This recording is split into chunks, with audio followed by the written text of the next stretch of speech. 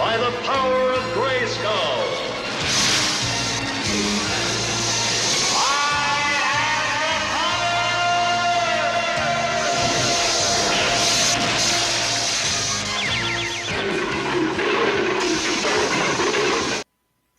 Today is the 40th anniversary of He-Man and the Masters of the Universe. And what a time it is. I mean, not only are we getting tons of action figures, statues, and playsets, now we're also part of the Eternia's Choice fan vote. Today, Mattel listed up these choices. They are the Fright Zone playset, Snake Lair playset, Doom Patrol, sorry about that, Doom Tower playset, Attack Track, and the Horde Command Crawler.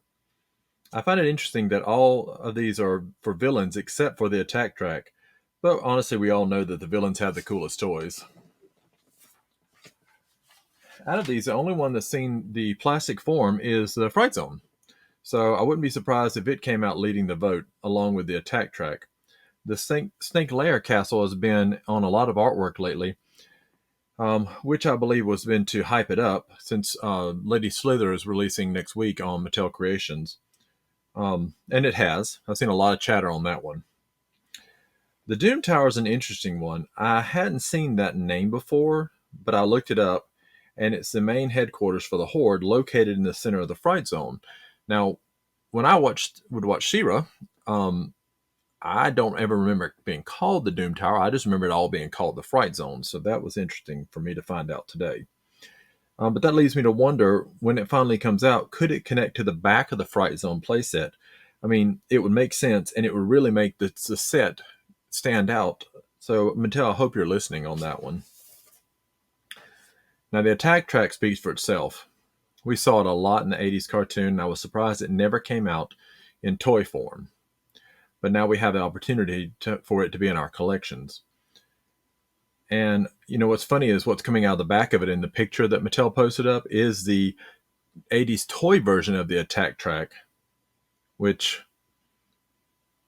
I don't remember them ever having anything to do with each other, but I think that's pretty damn cool. So talk about a double whammy. If it's big enough to house that Attack Track, it would be an amazing instant win. And last is the Horde Command Crawler. This piece would be huge, and I honestly love the look of it. And it's been interesting that 3 of the 5 are from Eternia, which, you know, She-Ra's 40th is next. So could that be leading up to something, or am I just reading into it too much? Inquiring minds want to know. So in the end, the choice is ours for the next 2 crowdfunding options. I think they could all come out eventually. I personally want them all, but for our votes, Damien voted for the Fright Zone and the Snake Lair, and I voted for the Horde Command Crawler and the Attack Track. Because there is no wrong vote. We're thrilled to see this line continuing since Origins is moving to online only. So get out there and vote for your favorite. I put the link in the description. And I truly cannot wait to see where this can lead. Master Universe Origins, Masterverse, the upcoming MOTU cartoon line, and She-Ra's 40th anniversary on the horizon. Who knows what's in store for us? So, I'm Rod with Toy Hunters Hollow. Thank you for listening. Hope y'all have a good day. Get out there and vote. Let's get our favorites made and hope they all come out in the end.